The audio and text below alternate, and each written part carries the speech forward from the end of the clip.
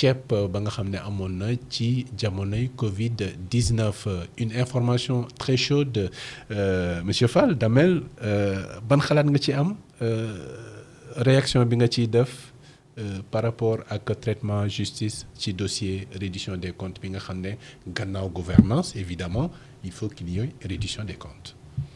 jërëjëf monsieur Coulibaly. ku xam suñ naataangee réew xam ni. ñun nous avons toujours appelé. à une lutte comme mës naa ko wax fii ci plateau bi. à une lutte frontale totale. radicale voire brutale contre l'enrichissement illicite et la corruption. donc suñ naataangee réew du layal kenn. du défendre kenn. en matière de deniers publics du mës a am mais li am ba des mooy.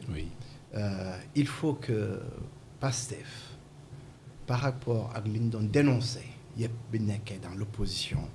il faut que ñu nekk en cohérence. c'est-à-dire. lépp nañu ko def. si mën naa ni justice et équité bu mu nekk kumba am ndey kumba amul ndey. aussi les rapports du rapport yi rek ñoo fa nekk. am na ay rapports yu concerné conseil économique et social. yoo xam ne donc Mimi Touré moo ko doon gérer. mais rapport yëpp la ñu bëgg ci table ci. rapport yëpp la ñu bëgg. ci table ci. de sorte à ce que fi xaalisu sénégalais yi jaar ñu xam fan la ku ko fa jaarale. ak képp ku fa jaarale yoonu Sénégal jëflante ak yow. ndaxte enrichissement illicite ak corruption moo tax amuñu médecin yu doy. amuñu jàngalekat yu doy. amuñu tali yu baax amuñu oto yu baax eh bien moo tax suñu société bi nekk ci situation bi ñu nekkee. donc rigueur pour la reddition des comptes. absolu au-delà de kumba am ndey ak kumba amul ndey bi nga ci ragal. nga am ci ay craintes par rapport ak Pastef la mu daan xeex. te mu bëgg yëf yi changer sur le plan judiciaire tey la justice en tant que telle liggéey bu muy mener à ce niveau-là c'est vrai qu'on doit lépp la ñu war a yaatal ci rapport yëpp quel que soit ku muy viser. mais liggéeyu justice de manière générale sur la question de la reddition des comptes nag nga ko gisee jàpp nga ne c'est sur la bonne voie wala déet. alors wax naa ko ci ay plateau que amuñu si woon yenn yaakaar yi. oui parce que ñun jàppoon nañ ni mbir mi ak ni Pastef waxee. waxal kii 39 milliards kii 6 000 milliards. wala leneen ak leneen. donc jàppoon nañ ni Pastef suñ ñëwee côté boobu perte de temps du ci am. le travail allait être fait bien fait vite fait rigoureusement fait ñu jàll ci leneen. mais pas naturellement une chasse un règlement de compte politique ou quoi que ce soit non liggéey rigueur justice. vous trouvez que c'est da nga jàpp ne c'est un règlement de compte la ñuy assister actuellement. am na si quand même loo xam ne règlement de compte la. ay indices monsieur Coulibaly. oui mais pourquoi les rapports qui épinglent ou qui épingleraient. Mimi Touré, ces rapports-là ne sont pas sur la table. Pourquoi ce que l'on voit mooy que les rapports yi concernaient les maires des grandes villes. actuellement rapports yooyu ñoo nekk table ji ñun ay politiciens lañu donc dañuy jàpp ni y a une visée politique. autrement qu'ils ouvrent les rapports vers des gens qui sont dans leur camp parce qu'il y en a qui sont concernés chez eux. ay rapports donc dañu ubbi ay rapports su boobaa ci la ñuy xam ni vraiment. sénégalais yi la ñuy liggéeyal mais nekkuñ ci logique d'élimination d'adversaires politiques. mais aussi bu ñu jëlee le cas. du député Farba Ngom. mais monsieur le Premier ministre président comme je l'appelle ne l'a-t-il pas menacé. président de Pastef de la République. ne l'a-t-il pas menacé. oui. durant un meeting. donc dans un contexte électoral préélectoral. xam nga ñun ñëpp de campagne électorale. mais ñun ñëpp dem nañ fay élection. où le discours est libre. mais responsable. suñu naataangi réew bu muy dem élection Pastef demagul élection. oui mais bu ñu génnee les vidéos donc am na loo xam ne mënuñ ko fa fekk. il y a des choses il y a des libertés qu'on ne peut pas se permettre quand on aspire à diriger un pays loolu moo tax ñuy am jafe-jafe suñ ñëwee au pouvoir parce que promesses yi bari woon nañu. nit ñi ñu tuumaloon bari nañu. Donc il faut naturellement servir à ce peuple-là eh bien des têtes. Des têtes. Des têtes. Des têtes. Farba Ngom c'est un bon client pour la matière pour reddition des comptes. Mais malgré les rapports de la CENTIF yi nga xam ne dafa détecter présumé des cas de des mouvements de fonds. mouvements de fonds irréguliers wàllu blanchiment de capitaux.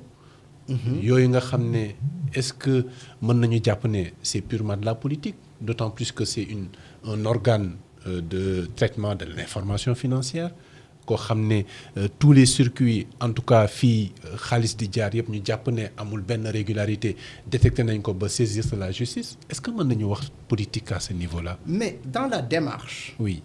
Si par exemple les mises en cause. Notre justice permet le versement d'une caution mais su dee les gens en question mënuñu daw génn réew mi. mënuñu dem fenn.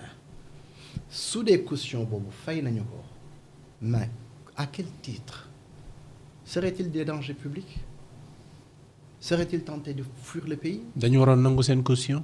Je ne pense pas que ñooñu nekk ay danger pour le pays. bu ñu nangoo ay caution ay nit. parce qu'il semblerait que am na nit ñu remboursé te kenn waxul ñan la. et nous aimerions bien savoir justement ñan ñoo jël suñu xaalis di ko delloo suñu ginnaaw te yëguñu ko. Nous aimerions bien savoir qui a volé quoi. Pour le compte de la transparence. Pour le compte de la transparence et que ces gens-là ne puissent plus se pavaner dans l'espace public sénégalais. ay sàcc amuñu pour toog suñuy télé. ak suñu ay rajo. di ñu jox ay leçons sur la vie ou de nous parler de géopolitique. Donc dañu bëgg a xam sàcc yi de manière claire, nette et précise. Donc Farba très bien. lan la def justice mooy àtte. Mansour Faye lan la def justice mooy àtte mais dañu bëgg képp koo xam ne si da nga jël xaalisu Sénégal sénégalais yi xam loo jël foo ko jëlee. nga delloosi ko soo ko mënul delloosi eh bien ce qui arrive à tout contrevenant à la loi l'incarcération tout simplement si les juges l'estiment. Rigueur. Rigueur li ko indi bokk na ci justement manque de rigueur boobu notamment dans la gouvernance moo tax ba boo gérer ba pare ñu def reddition des comptes justice am wàll ci yow daanaat suñu naataange réew yàgg nga di ko wax yàgg nañ di ko dégg également lu jëm ci wàllu gouvernance transparente des affaires publiques nekk na lu am solo mais nekk na loo xam ne aussi boo làmboowul yenn valeur yi dafay jafe pour nga mën koo doxal est-ce que mën nañu wax ne loolu jafe-jafe la jamono ji ci wàllu gouvernance ak valeur yi nga xam ne moom la war a àndal. mais xam nga tey ji bu ñu jëlee Sénégal. méngale ko réewu tubaab yi donc Sénégal nekk réewu islam. donc ñu am aussi la conviction que suñu ay valeurs c'est des valeurs fondamentales qui font les grands peuples. mais kon lan moo waral tax tubaab yi. mën na doxal seen réew yi ñun mënuñoo doxal suñu ay réew. grande question. parce que valeurs yi ñuy wax. dañ fi nekkul ay mots ñoo fi nekk habillage moo fi nekk mais la coquille elle est vide la coquille elle est vide sénégalais yi amul valeur yu ñu am yu sut ay valeurs tubaab bi wala américain bi déedéet y a des valeurs qui font les grands peuples ngor jom fulla fayda ñeme liggéey. pourtant yàgg nañ ko bàkkee sénégalais yi.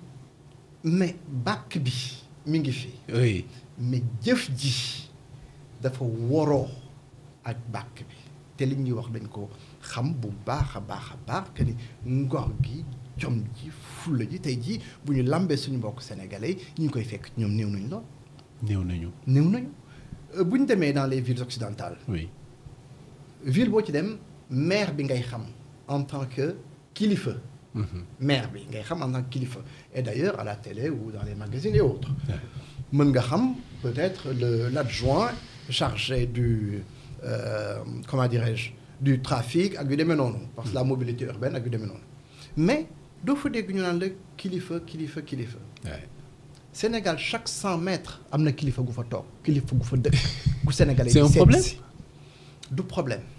mais comment se fait-il réew moo xam ni dëkk yoo xam ni. oui benn kilifa lañ fa identifié muy maire bi ñu ñëw Sénégal chaque 100 mètres ñu am kilifa réew bi ñu identifié benn kilifa di gën a fonctionner fi nga xam ni chaque 100 mètres am nga kilifa est-ce que yooyu kilifa mët nañ kilifa. c'est ça la question. est-ce que suñuy kilifa mët nañu kilifa. su dee ñun chaque 100 mètres am nañu kilifa te réew mi ku nekk gis na fi mu toll.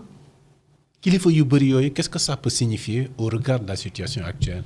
mais c'est parce que tout simplement aussi c'est ça nous indique l'ampleur de la corruption dans le pays. ah oui. l'ampleur de la corruption parce que position kilifa boobu ñuy xëcc.